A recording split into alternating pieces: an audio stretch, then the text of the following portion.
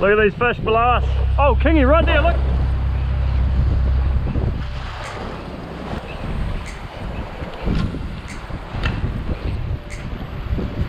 Yeah, you on? Yep.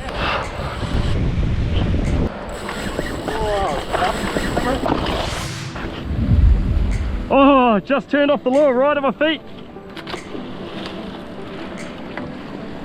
Oh, far out! Did you see that, Mike? Yep, got him. Get your lure in there, someone. There's another fish. Look at this, guys. Look at this.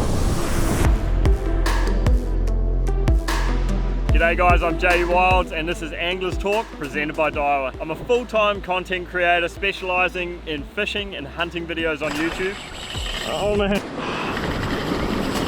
Jay Wilds is the name and I'm proud to be a team angler for Diawa. I've been around fishing my entire life. Ever since I was a little kid, I've been obsessed with fishing. These days, I specialise in land-based topwater kingfish. Off the rocks, like the stuff behind me, I find myself right at home casting big topwater lures for big hungry kingfish.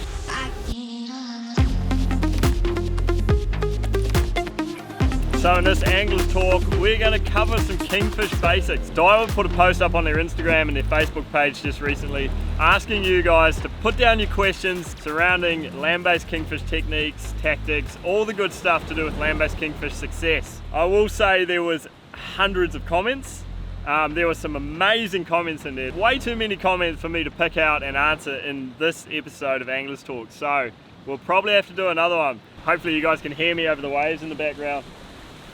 First of all guys, for everyone that's commented in these posts, you have automatically gone into the draw to win $200 worth of Saltiga Dive Star stick baits. Very cool. So these questions are actually not in any particular order. I've just put them into a list so that I remember them. I'm going to overlay some video footage if it's relevant to what we're talking about, so that'll keep things real interesting for this videos. Alright, let's get into the questions.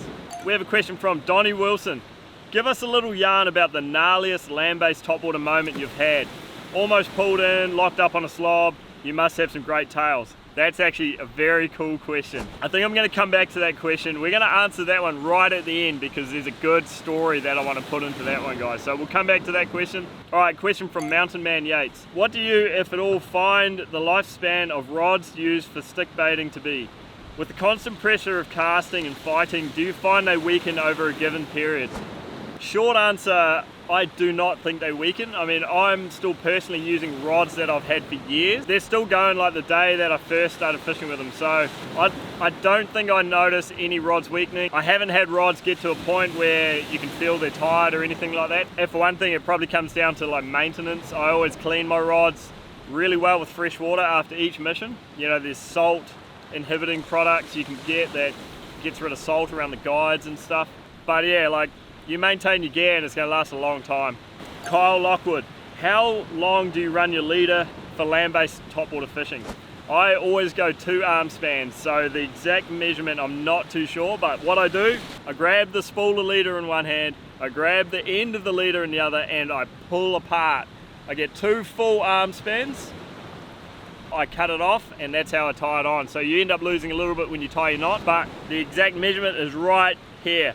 I'll measure it out for the first time ever. 2 arm spans, perfect for what I like to use. Okay, off the legend. For giant kings, do you prefer leader straight to swivel or crimping method?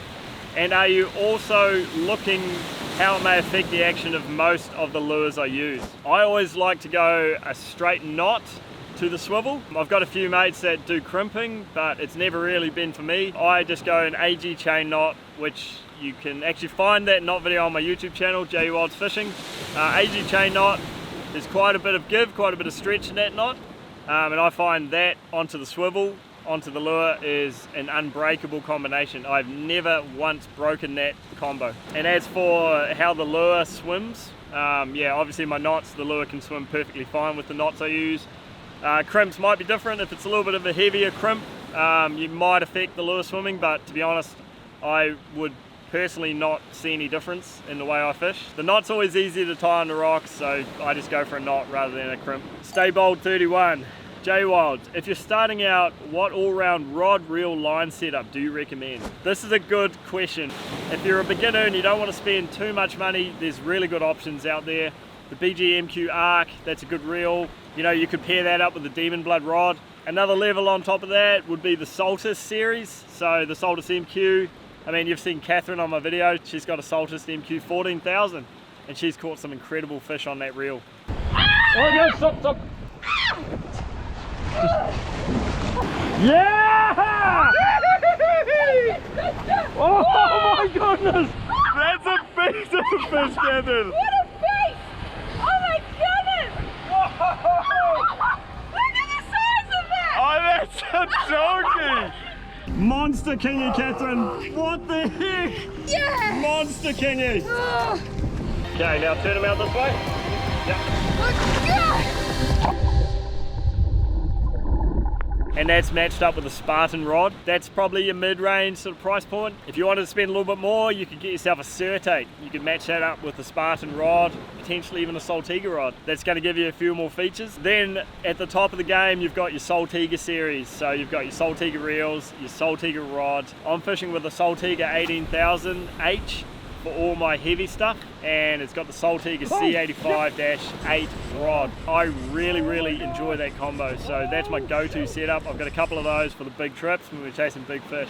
Now that's going to come in at your top price bracket. The features that it will offer are well worth it if you can afford it, but if you're starting out and you want to stick to the lower price point combos, just to throw a couple of options out there, your BGMQ Arc matched up with the Demon Blood rod, or your Saltus MQ series matched up with the Spartan rod. Very good combos right there. So depending on how much you want to spend, there's a really good option in the Diawa range for you, which is very cool. Brian O'Sullivan, do you switch colors when the sunlight changes? And if so, what colors work best at what light level? This is a really important one actually. When I was younger and I was doing a lot of fly fishing and stuff, I always got taught by my mentors back there that on the dark days we use black flies, we use dark flies. And what that does is it creates a really good contrast in the water, and the fish can pick up the contrast of that small fly in those darker days. It kind of like, it's opposite to what you think. The natural reaction is to think a dark day you want to use a light lure, you know, like a light colored fly or a light lure, but it's actually the opposite. You get a better contrast when you use a darker lure. So if it's a dark day, I'll use a dark stick bait. If it's a light day, then basically I just use whatever I want. Okay, this one here, we've got IG Case, I'll just put it there. Got a bit of a handful of an Instagram handle there, bro. What is the braid name line you use on your reels? So I'm using all Diawa braid. I'm using Saltiga boat braid on my Saltiga reels. PE8, PE10 for the heavy stuff, and for the lighter stuff, I'm using a combination of J braid. Imagine if I could get him out on the other side of these rocks.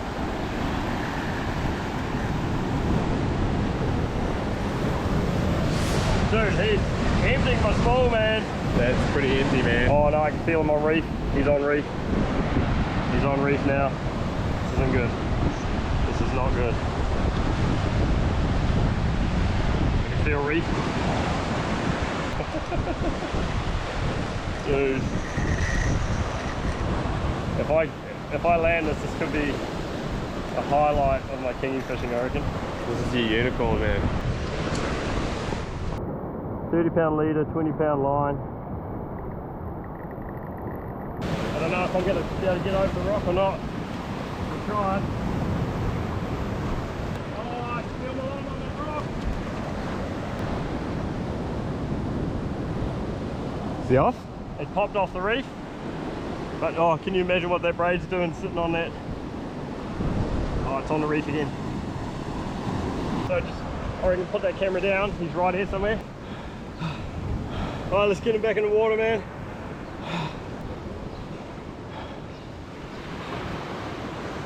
Let's let him go. I'll put it all on the screen now. This is basically my whole braid setup for the really light stuff. J-braid, the different J-braid models, there's heaps of options and that works really well. But for my heaviest gear, I'm using the Diawa Saltiga boat braid, and that stuff seems to be amazing. Diawa braid, you can't go wrong. Go with that. Alright, Ty Ralston, do you target kingfish in the whitewash off the rocks or keep to the calmer water? I always like it when there's a little bit of chop in the water, when there's like a ruffled surface. This is like a question that I could spend a lot of time on, but for example, if there's a little rocky piece out behind us here and there's a bit of whitewash coming off it, I would generally work my lures on the edge of the whitewash. I've seen kingfish before hugging in that foam, hugging in that whitewash, and I sort of got the impression that they were using it to ambush bait fish and ambush their prey. If there's like a big foamy patch out in front of me, I'll cast my lure on the edges of the foam, not in the foam, on the edges of the foam. And more often than not, I've had kingfish come out from underneath it, come straight up and smoke it, which is so freaking cool to see, man. A little bit of foam, a little bit of whitewash is definitely something I will look for. Use the foam to your advantage. Swim your lures along the edges of the foam. It's a nice day for a fish actually right now. Alright, what do you look for when picking a land-based spot for stick baiting for kings? And what's the new Diawa Free Swimmer BR like? Okay, there's a few key features I look for when finding a new ledge. I always like something that's got a pronounced point, generally a deep drop off, so it drops into deeper water. I find those pronounced points catch the current better, and you get that current pressing up against it, so you get those pressure edges on either side. Say for example you're looking on Google Earth or something like that, look for pronounced points, then I'll generally switch over to like Navionics or something, and I'll look and just check the contour lines, check the depth that drops off those edges. Something that will get me interested is long beaches either side, so you've got lots of habitat for things like mullet, bait fish. Generally they'll swim up the beach, hit the point, and they all get compressed on your point. So make sure you've got pronounced points, you've got a deep drop off. You obviously want to have current. Most of the pronounced points should have good pressure edges, should have good current hitting them on the different tides. That would be the main advice I would give for picking land-based spots. It doesn't always need to be right at the tip. There might be like a deeper funnel or a deeper edge just back in from the tips. As you're walking out around to your edge or as you're coming up in the boat, just check all the different parts of the tips. And what's the new Diawa Free Swimmer BR like? Okay. What tides, moon phase and wind work really well? So there's always a thing like the different moon phases work better. My understanding of the moon and how it works is when you've got different levels of moon, different moon phases, you get stronger gravitational pull, so you get bigger currents, bigger tides. When the current's strong, the fish are burning energy, so they need to feed. Generally, I imagine the moon predicts when fish are feeding, because of the current that the gravitational pull is creating.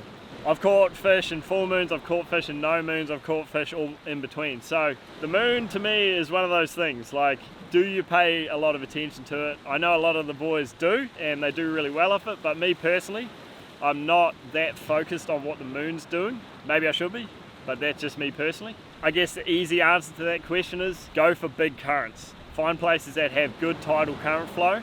That's the areas you generally want to be fishing. Train, hunt, thrive. Yeah, I've got a question for Jay Wilds. When are we hitting the bricks, brother?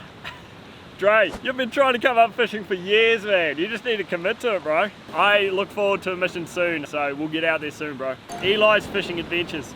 How do you get a wary or cautious kingfish to bite a lure? You're always going to find yourself in a situation where you've got a big kingfish just following your lure, just cruising in, not showing any aggression to the lures. That's a really frustrating situation to be in. Sometimes you can't do anything about it. The fish is just not in feed mode.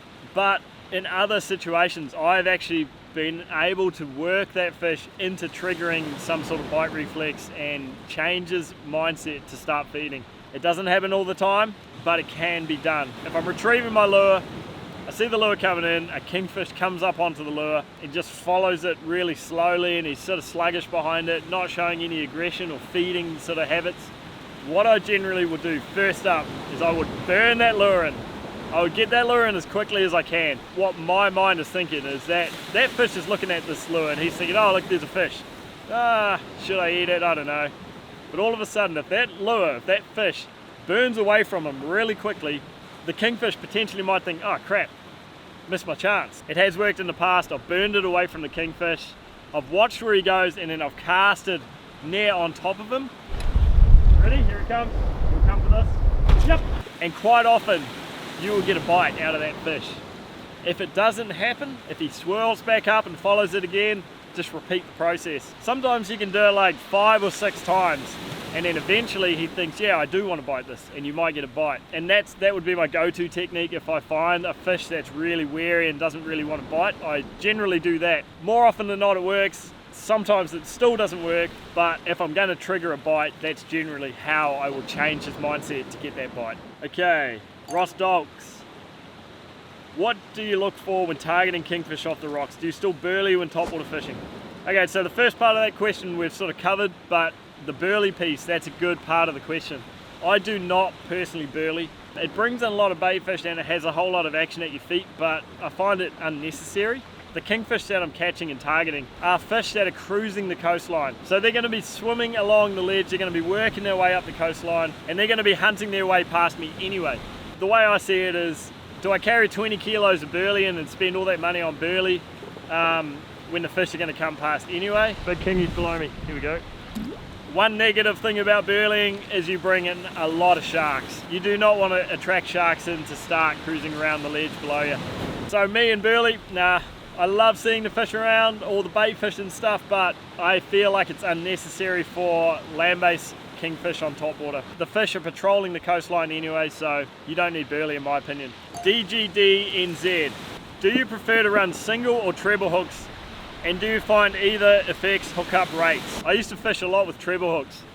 I did find that the treble hooks were damaging the fish quite badly. I also do a lot of fishing by myself, and when you're running treble hooks and you're landing a fish by yourself, I've had a few close calls with the treble hooks flying around. It led me to fishing with singles, and currently I'm running just twin singles. So a single on the belly, it's actually a BKK Assist 80-90 on the belly, and one on the tail as well. The fish are coming off a lot better without big injuries. It's a whole lot safer for me when I'm trying to land that fish by myself. I guess it's just a cleaner way to fish. Your lures don't get the beating that they get with big treble hooks. The singles tend to look after your lures a bit better, you know, you don't get as much hook rash. So personally, I really love singles. I love fishing with singles. As far as hookup rates, yes, I do believe the treble hooks would give you a higher chance at hooking that fish, but I find I get really good hookup rates with singles, so I'm happy. Alright, so we're back to that first question, guys. Donnie Wilson, give us a little yarn about the gnarliest land-based topwater moment you've had.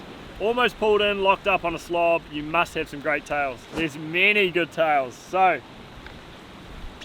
you can probably hear my voice. I'm losing my voice. I've done too much talking, but we're going to finish on a really good question. Alright, I started topwater fishing over 15 years ago now. I used to work in a fishing shop, and I remember in the evenings after work I'd go down and fish till dark topwater. So over the years I've had some amazing experiences out there. There's a few that stand out from the rest, but we'll talk about one. We'll talk about one in particular. To this day, it still gives me shivers thinking about it. It's all on video, so I'm gonna overlay some video footage while I'm talking. You guys are gonna enjoy this one. All right, it was nice and early. I walked out to the ledge early in the morning. I was by myself. I was running, what was a Saltiga 18,000 P10. I was running a Saltiga C85 rod. No, actually it was the previous Saltiga rod before the C85. It's another P10 rod, a previous Saltiga model. And what else? OTL Blackjack, 130 gram, the old trusty. So conditions were perfect, amazing conditions that morning. Perfect tide, just everything about the morning was perfect. I hadn't been casting long, like my muscles were still asleep. My muscles hadn't properly woken up. I was still a little stiff and sore. I remember I was retrieving my lure, real close to me, like 5 meters away. I saw the fish come up. He either hit the lure or swirled behind it or something. Anyway, he missed it. Oh, something following it. Yep, oh, kingy right there. So you go into the adrenaline mode. The lure comes out of the water, I quickly cast it back out.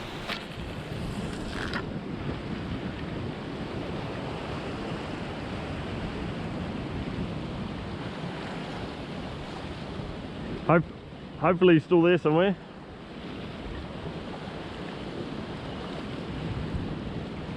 Oh, I just plucked it out of the water as he was coming to grab it. You see that? Okay, he'll get it this time.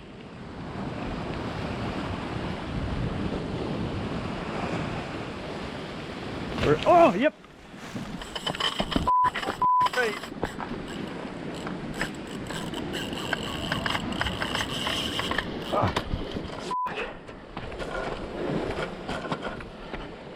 Did you see that, guys?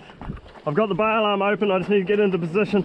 Now initially I didn't quite know how big this fish was. I knew it was a good one, but it ended up being a whole lot bigger than I thought.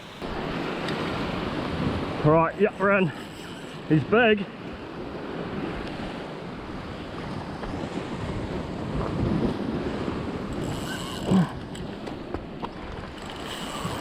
I don't know what's down there.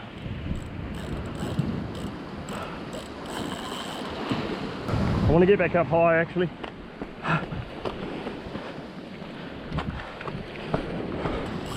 I don't know what sort of reef's down there. If I feel reef, bail's coming open. Oh.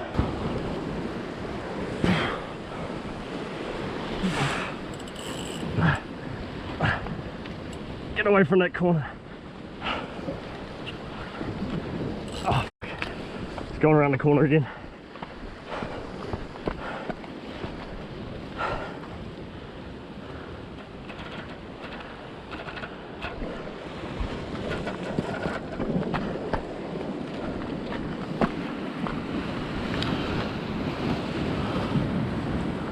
We got a big one on, boy. Yeah, we got a big one.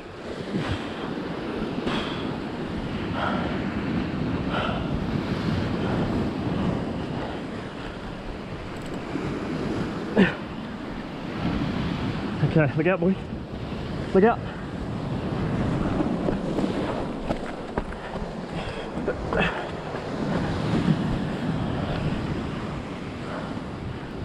Alright, he's on the surface, so I'm going to try and keep him up there. Okay. Just tucking that other hook out of the way so in case he flicks it doesn't get me. Oh mate, he's a solid fish. Holy crap, guys. There we go. Hotel chop, boys. First fish for the day. He's a tank.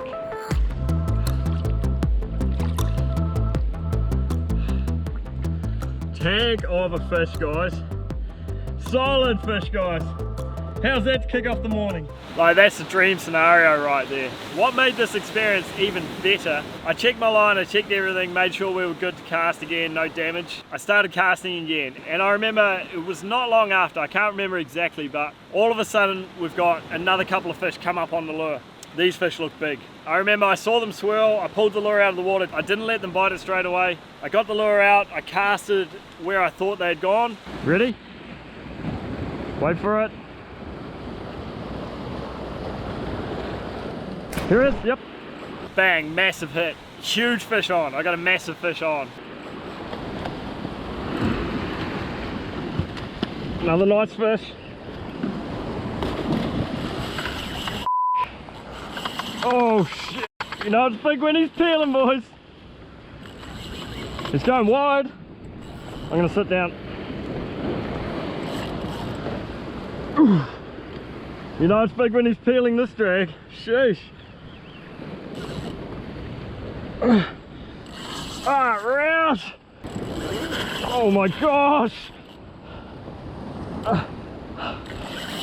This one's going way harder. It might be bigger.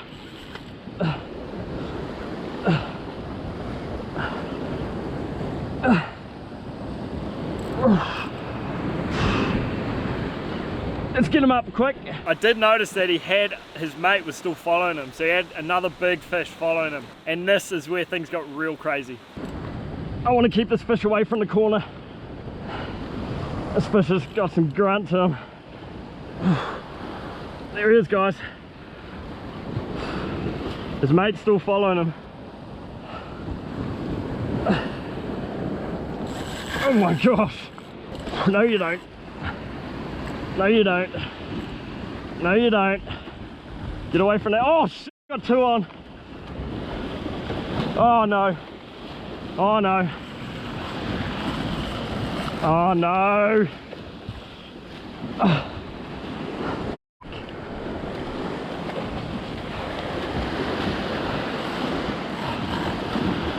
Oh, one's come off. Oh no. I think we've got the other one now. Mate, we just tired your buddy out. Now you jump on.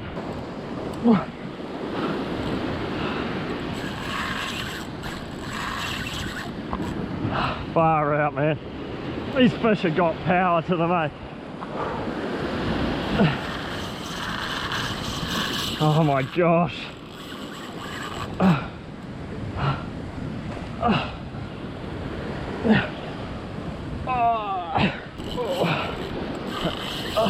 Far out, guys.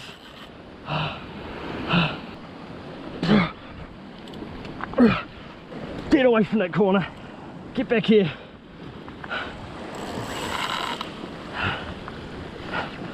I don't want him going to that corner, guys. Mate, I'm giving it everything I got.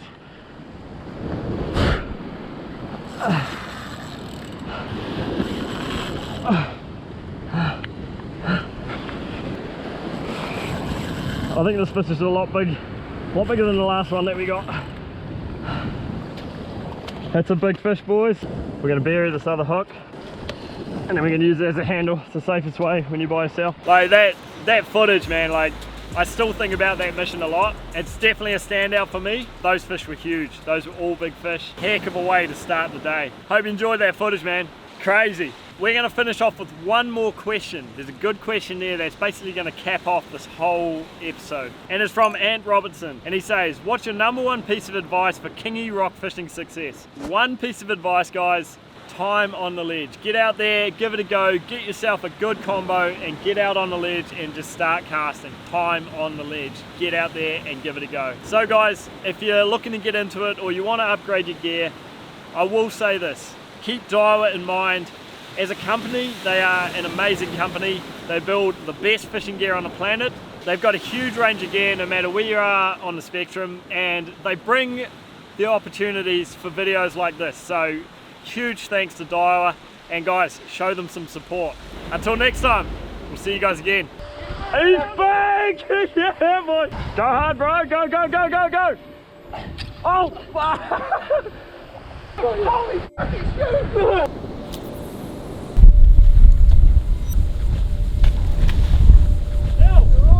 Yep, big fish, big fish! Get right here, come on, baby!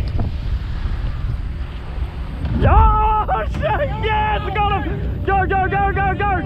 Hey guys, JU Wilds here. Make sure you hit subscribe because right now we're filming the new Fishing Adventure series. It is going to be epic. What do you think of this little place, guys? Another nice little bay.